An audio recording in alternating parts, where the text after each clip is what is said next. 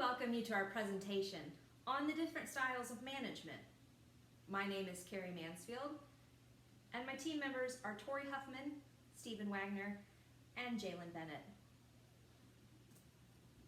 First, we'll move into the history of management styles. The classical perspective was an early study of management, and it focused on all things production.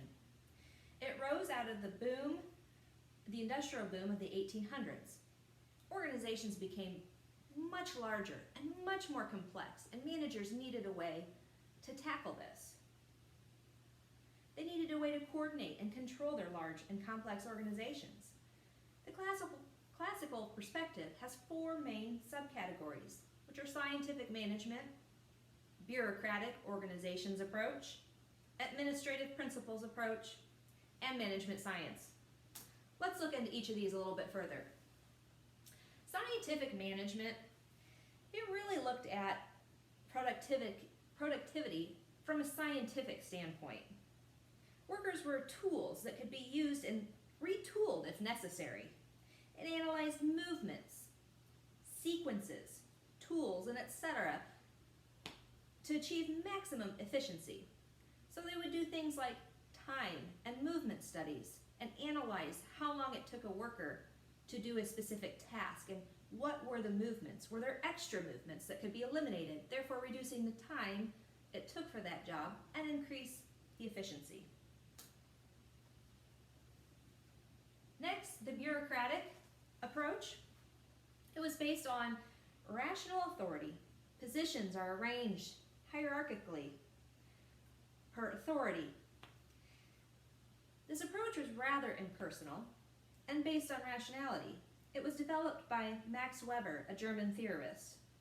Traditionally, organizations were small and family-owned, and so therefore relationships in the organization were familial.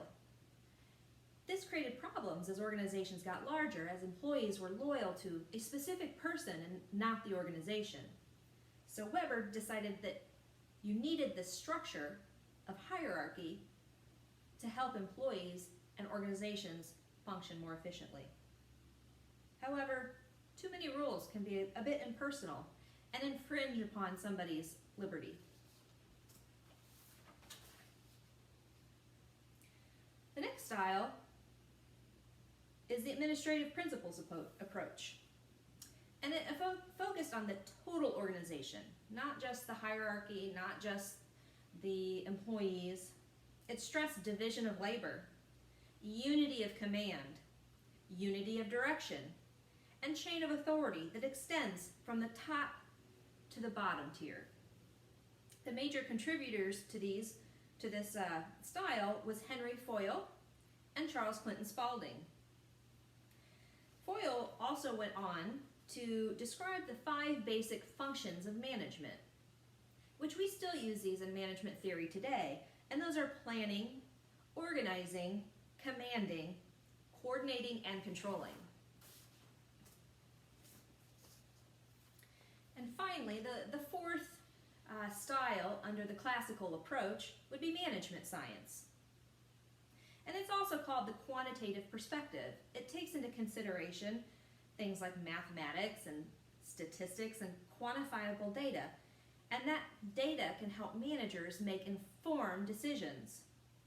And more recently, computers and the Internet of Things have added to this management style and increased the manager's ability to have data, real-time access, and make split-second decisions.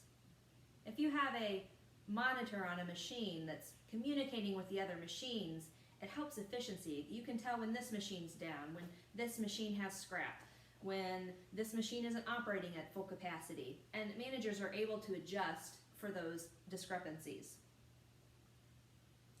And this management style really enabled managers to be more sophisticated in their approach, and it gave companies new tools to use to achieve high productivity.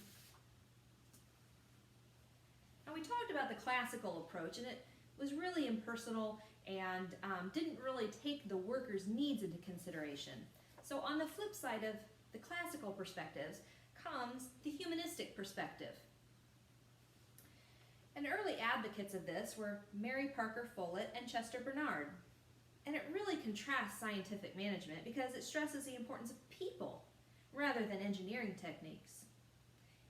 It empowers employees rather than controlling them.